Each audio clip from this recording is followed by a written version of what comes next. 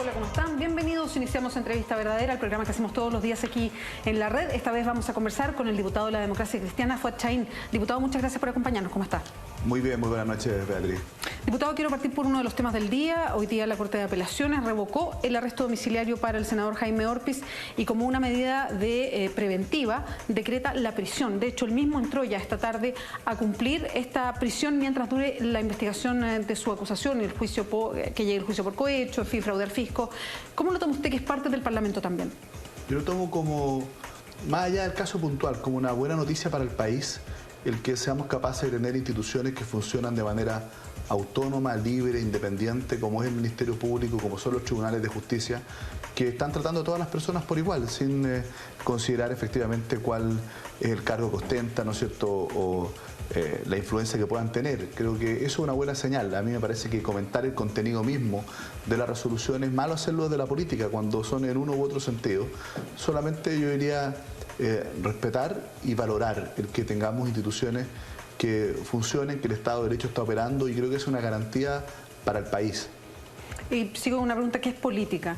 Reacciona la UDI y no solamente defiende al senador Orpiz como lo ha hecho antes, sino que además dice que hay sesgo por parte de los tribunales en perseguir de una manera a los que piensan o a los cercanos a su sector y de otra manera a los de otro sector.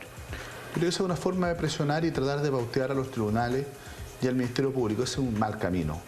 Yo creo que lo importante acá es no hacer defensas corporativas, tampoco hacer condenas anticipadas, dejar que libremente, en todos los casos, de manera autónoma, operen nuestras instituciones. Creo que eso es cuidar nuestra democracia, cuidar nuestro Estado de Derecho.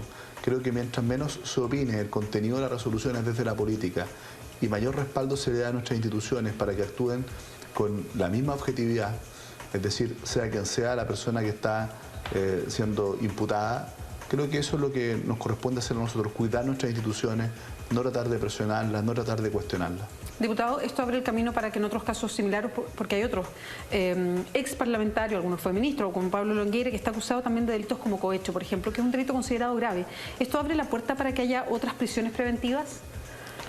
Yo creo que esto abre la puerta para que en los casos que corresponda a la prisión preventiva, el Ministerio Público la solicite y los tribunales puedan decretarla con total libertad. Creo que más allá, digamos, de quién sea la persona que está involucrada, de uno u otro lado, creo que esa es una buena señal. A mí me parece que cuando las instituciones operan tenemos un disuasivo eficaz para poder evitar que vuelvan a ocurrir hechos como estos en el futuro.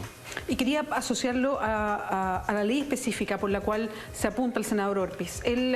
Parte de las acusaciones es que le llegó plata como mesada porque fue durante un tiempo largo, del 2009 al 2013, en forma mensual, una cantidad de plata de Corpesca. Justo en momentos en que se estaba discutiendo una ley que fue larga y de tramitación bien ardua, como la ley de pesca. Cuando hay una situación como la del senador Orpiz, donde la acusación de la Fiscalía dice que él tenía un manual para votar por parte de Corpesca y lo pone de esa manera, son palabras textuales de la fiscal, ¿cuánto cuestionamiento o cuánto uno como ciudadano puede cuestionar la ley de pesca? Y en ese sentido, ¿cómo responden ustedes como parlamentarios respecto a una ley que ya está en funcionamiento? Yo lo primero quiero decir que tiene un problema de legitimidad. Yo voté en contra en general, en particular esa ley. A mí me parecía que era una mala ley que efectivamente afectaba a nuestra soberanía respecto a nuestros recursos hidrobiológicos. Además, tenía en mi juicio un problema de constitucionalidad de forma, porque no fue consultada, por ejemplo, al pueblo lafkenche. Cuando se hizo la ley lafkenche, se señaló que las cuotas de pesca de los lafkenches iban a estar en la ley de pesca, y eso no se consideró. Esta ley, curiosamente, le reconocía derechos históricos de pesca a 7 familias industriales y no le reconocía a pueblos como los lafkenche, como los Rapanui, ¿no es cierto?, que han pescado ancestralmente y sin embargo no se les reconocían derechos históricos de pesca, y por lo tanto creo que tiene un problema además de contenido, de legitimidad, y por eso que yo valoro lo que se está haciendo ahora, que es trabajar una mesa donde hay parlamentarios de todas las bancadas, de la nueva mayoría, con el gobierno para poder hacer una modificación a esta ley. Yo creo que esto requiere efectivamente una revisión para poder corregir todos los aspectos que efectivamente son contrarios al interés nacional, que son contrarios también a la pesca artesanal, y que podamos de alguna manera contar con una herramienta no solo legítima, sino que también más justa y más moderna en materia de pesca. Diputado, lo quiero llevar a otro tema y que tiene que ver con la reacción de ustedes parlamentarios, sobre todo que pertenecen a la Comisión de Economía, y de hecho hoy día hay comisión mixta, para un proyecto de ley que avanzó por la Cámara de Diputados pero sufrió modificaciones en el Senado que ustedes, diputados, no comparten. Y de hecho no solo no comparten, sino que pusieron sobre la mesa varios parlamentarios, entre ellos usted, que les parecían extraños algunos cambios que había sufrido esta ley, algunos aspectos de esta ley en el Senado. Me refiero a la ley que pone sanciones más altas al delito de colusión. Y ahí hay una cosa específica, porque ahí vamos a conversar por la ley completa, porque tiene varias características que vienen a cambiar la situación a la que existe hoy día, y que es el tipo de persecución penal y quién además puede establecer esa persecución penal. ¿Qué es lo que pasó en el Senado, diputado? Yo quiero partir diciendo que esta ley es una muy buena ley en un 95%. ¿Por qué? Porque ya no establece las multas con un monto fijo, que muchas veces el beneficio, la mayoría de las veces el beneficio económico de la colusión era mayor a la multa. Entonces la gente no tenía ningún problema en pagar la multa e incumplir la ley. O sea, y mayor, estamos hablando de 10 veces, 15 veces mayor. Se establece ahora, claro, ahora se establece que la multa va a ser o el doble del beneficio económico obtenido, o si no se puede determinar el beneficio económico, el 30% de las ventas brutas durante todo el periodo en que se generó la conducta de colusión anticompetitiva. Por lo tanto, la sanción es muy fuerte. Además, se generan más facultades para la Fiscalía Nacional Económica, no solo para investigar, sino que para hacer estudios de mercado que permitan efectivamente detectar ciertas anomalías en el funcionamiento de los mercados, y también para el control preventivo de funciones, es decir, para evitar la concentración económica, que lo que genera es más riesgo de colusión. Además, una indicación que presenté yo en la Cámara de Diputados, que afortunadamente se aprobó tanto en la Cámara como en el Senado, mejora también el mecanismo para la indemnización de los perjuicios de los consumidores.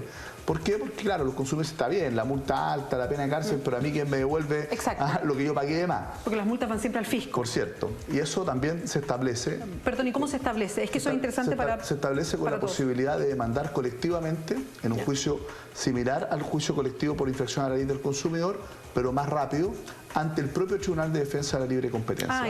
Y no establecer por la vía penal, esperando lo que pasara con la libre competencia. Porque si no tiene que esperar el fallo, y después un juez civil, eso demoraba muchísimo. Y por lo tanto, a mí me parece que esto da una herramienta muy eficaz para poder buscar adecuada indemnización de los perjuicios. ¿Y todo eso se aprobó? Todo se aprobó. Por lo tanto, yo diría que en general es un buen proyecto.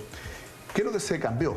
Porque se aprobó también la sanción penal, se aprobó establecer un tipo penal específico. Ya se está ocupando una norma que está en el 285 del Código Penal, que es una norma bien pasada de moda, que no estaba justamente orientada a esto, y por eso es que los tribunales no la han aplicado. Recién conocimos un fallo. Bueno, exacto. Así es que establece que no hay un tipo penal específico, por lo tanto no puede seguir investigándose.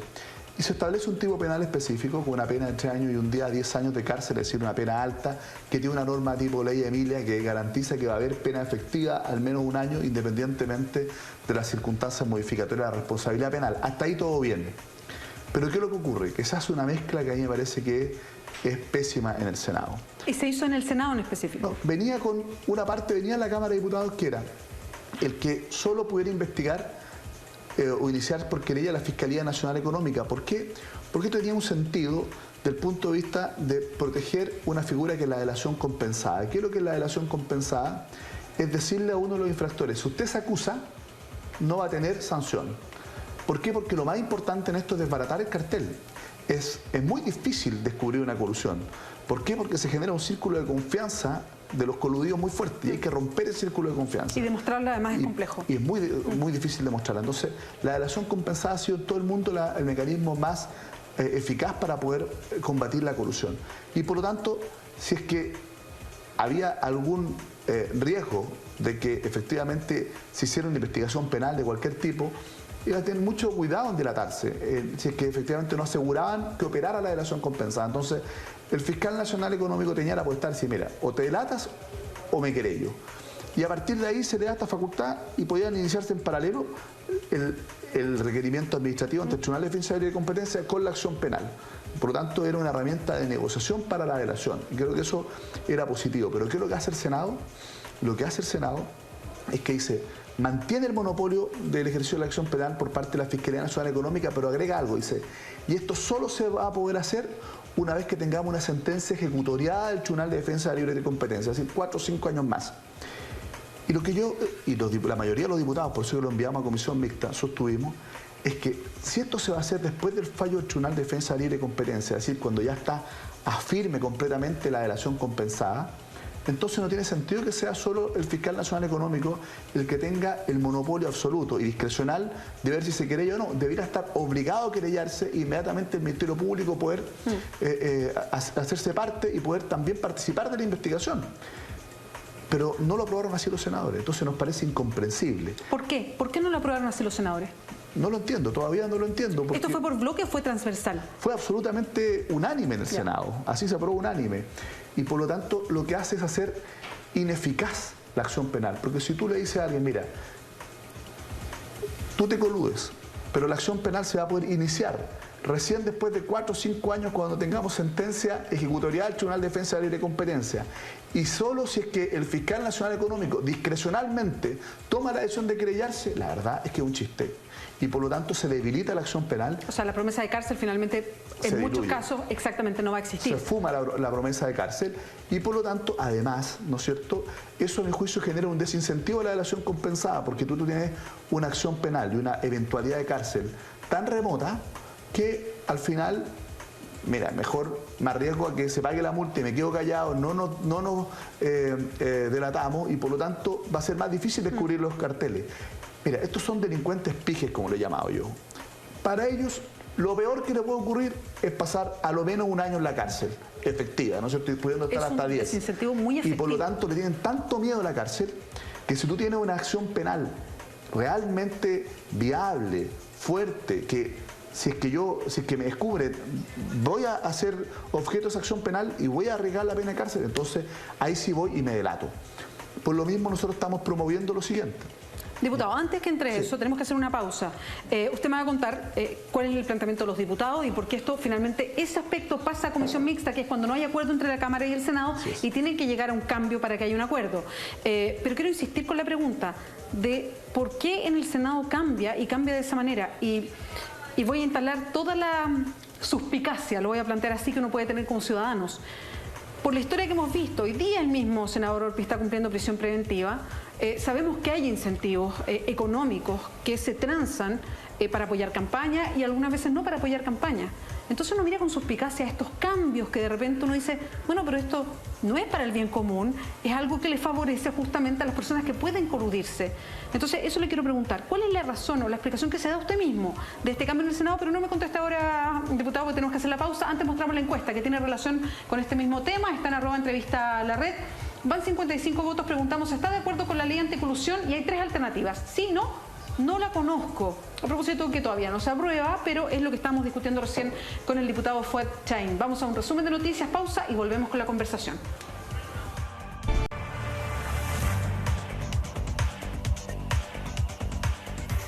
Sigues en Entrevista Verdadera, seguimos conversando con el diputado de la Democracia Cristiana, miembro de la Comisión de Economía de la Cámara de Diputados, por eso estamos hablando del proyecto de ley de colusión, el diputado Fuad Chaín.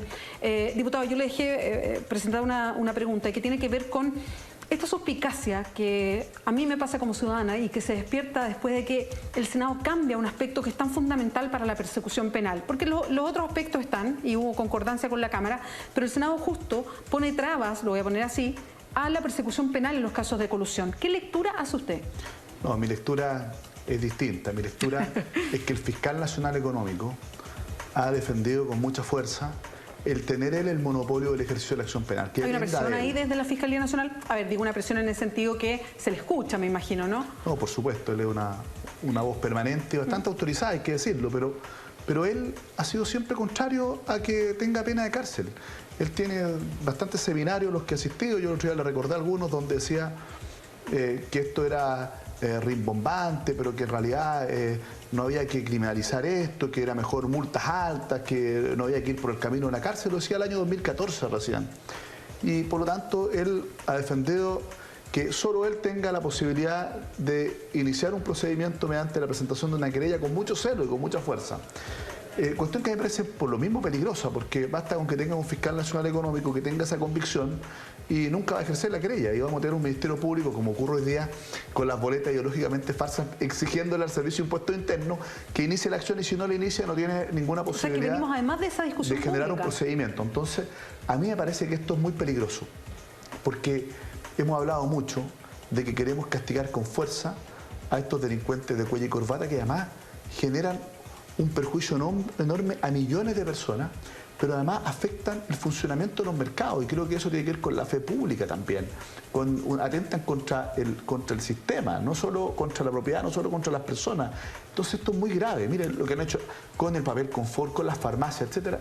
Y, sí, claro. Y va a depender de una persona, de un funcionario público, si es que discrecionalmente los persigue penalmente o solo los persigue administrativamente. Diputado, con multa. Eso nos parece inaceptable. Y en la comisión mixta, que es lo que está ahora, que es esta comisión donde van diputados y senadores para ponerse de acuerdo y destrabar en el fondo ese punto, ¿cómo se ha ido avanzando? ¿Qué cree usted que va a pasar? Mire, se constituyó el día miércoles, yo le pedí al diputado Sergio Espejo que nos represente en esa comisión mixta, y la verdad es que no hemos avanzado mucho porque los senadores quieren mantener la norma que ellos aprobaron y solo quieren incorporar la obligación de presentar la querella por parte del fiscal nacional económico en los casos graves. Pero nuevamente caemos en la discusión, ¿cuáles casos son graves y cuáles no? Para mí la colusión per se es grave y por lo tanto siempre deberá querellarse, y esto se resuelve señalando que una vez que está la sentencia del Tribunal de Defensa de la Libre Competencia, el fiscal nacional económico deberá presentar la querella correspondiente, y con eso entra el Ministerio Público a investigar conjuntamente y tenemos una persecución penal real a todo evento cuando ya se ha acreditado efectivamente la colusión. Yo incluso hubiese querido medidas cautelares o precautorias al menos desde el requerimiento del Tribunal de Defensa de la Libre Competencia del fallo, porque si no estas personas van a poder en estos 4 o 5 años hacer su vida afuera, sacar sus bienes, sus propiedades, sus familias, irse a Miami, como está de moda, ¿no es cierto?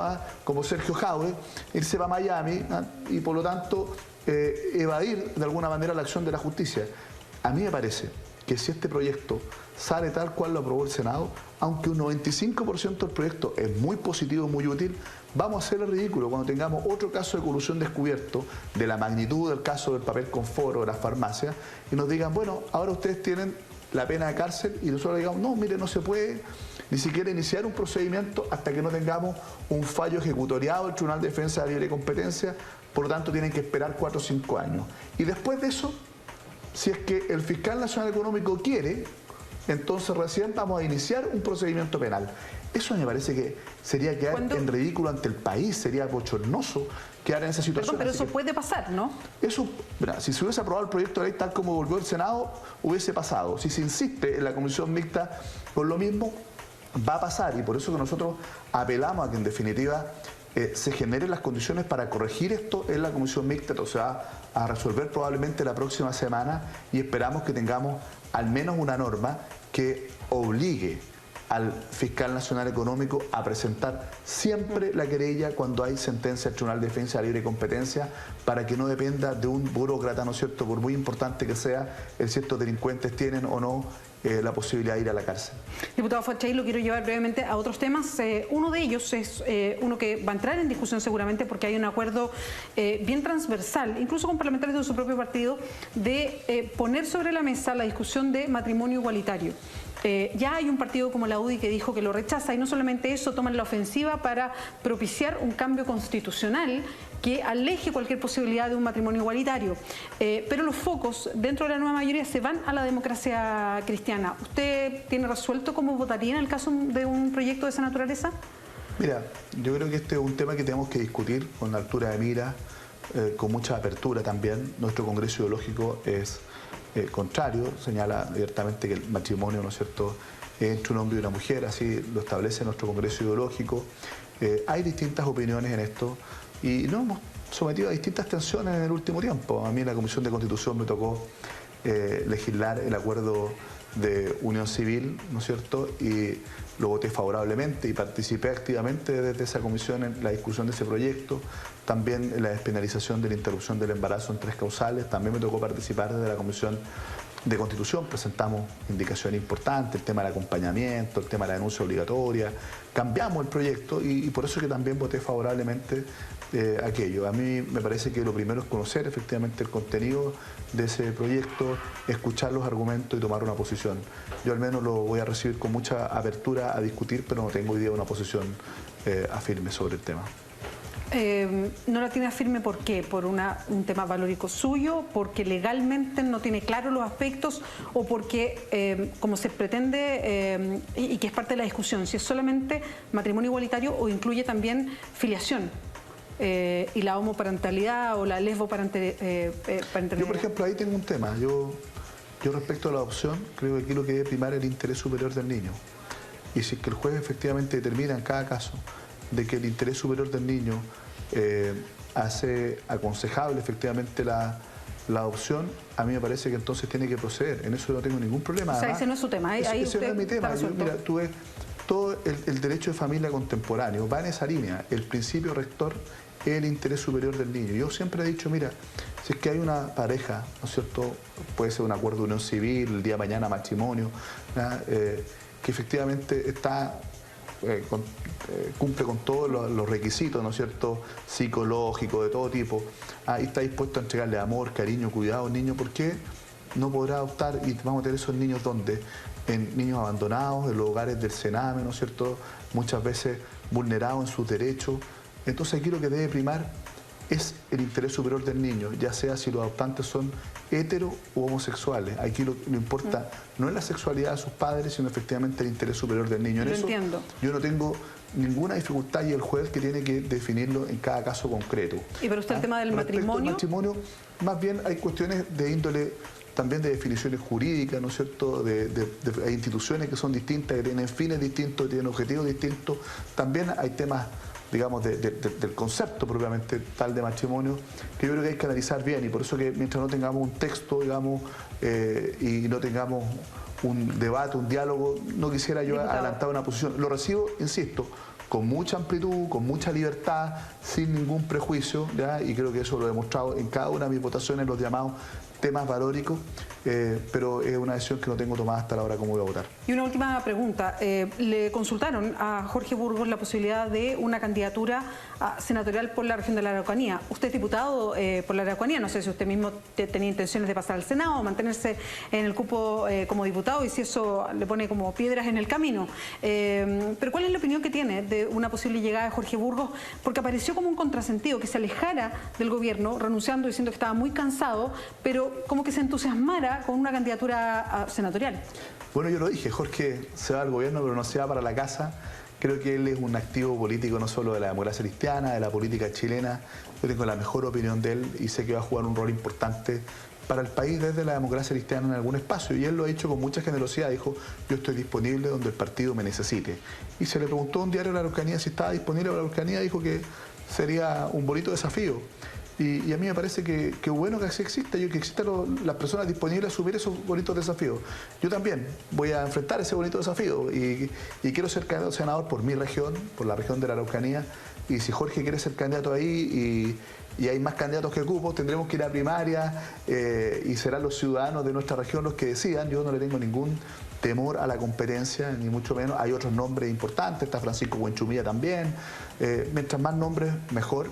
Pero no me cabe duda, conociendo a Jorge Burgos, que él efectivamente ha sido tremendamente honesto y va a ser candidato por donde el partido le pida que sea candidato y al cargo que el partido le pida ir de candidato. Y obviamente que eso probablemente va a ser donde hayan cartas de la democracia cristiana que no sea lo suficientemente fuerte y competitiva. ¿Y no hay una repetición tan excesiva de rostros?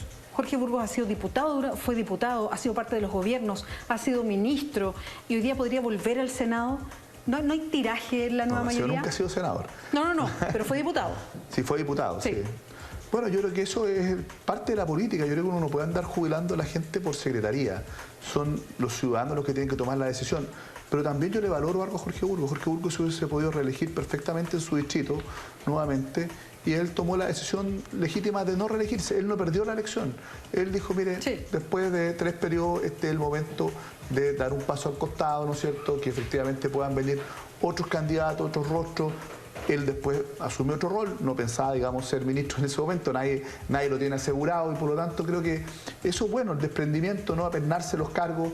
Por lo mismo yo dije, una reelección y nada más. Si no tengo la posibilidad de ir al Senado, no voy a ir de nuevo de candidato a diputado, porque después de 8 años en un cargo, creo que es bueno darle tiraje a la chimenea. Diputado Forchain, muchas gracias por acompañarnos. Muchas gracias a ti, Beatriz. Nos vamos rápidamente a Mentiras Verdaderas. Ignacio Franzani está esperando. Muy buenas noches.